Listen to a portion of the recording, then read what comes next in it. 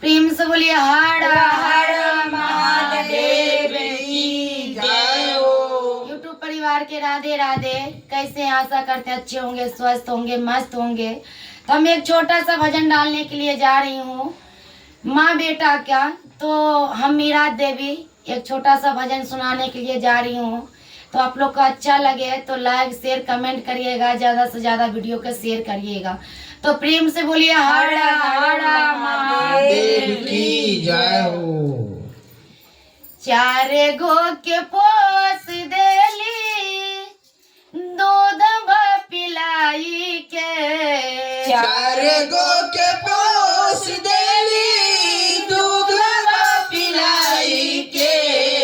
चार गो के पोस देली, दूध पिलाई के। चार गो के पोस देली, दूध पिलाई के। चार गो से पेट एगो भरत एगो माई के। चार गो से पेट एगो भरत नाई माई के। चार गो के पोस देली, दूध पिलाई के। चार गो के पोस देली, दूध पिलाई के। चार गो के पेट नाई भरे एगो माई के। चार गो से पेट नाई भरे एगो माई के। 9 महीना बबुआ गोद में तुरला। 9 महीना बबुआ गोद में तुरला।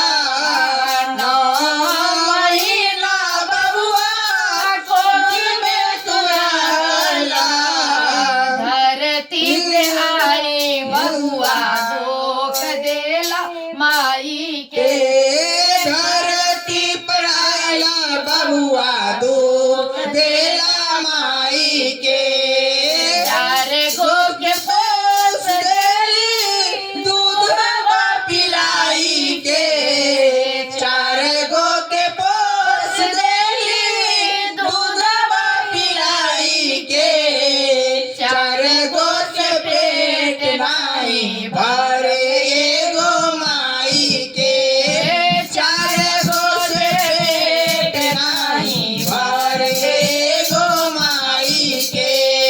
जोन माई पूछत रहली सुखत बबुआ मोट बा। जोन माई पूछत रहली, सुखत बबुआ होठ बा। वही माई के दुख आज दिल चारों मिल के। ओही माई के दुख आज दिल चारों मिल के। जोन माई पूछत रहली सुखल बबुआ होठ बा। जौन माई पूछत रहली, सुखल बबुआ होठ बा। ओही माई दुख आज दिला चारों मिल के।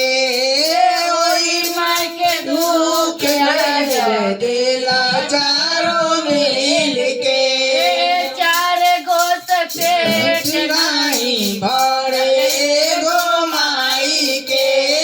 चार गो से पेट नाई भरत एगो माई के।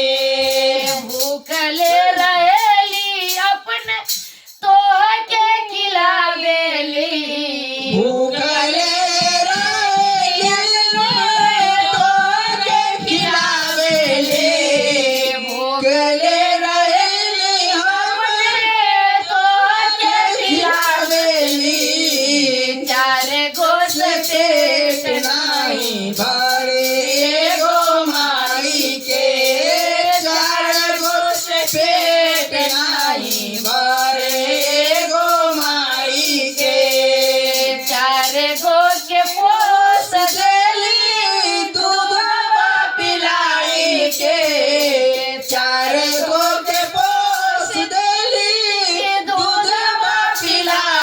के चार गोस पेट नाही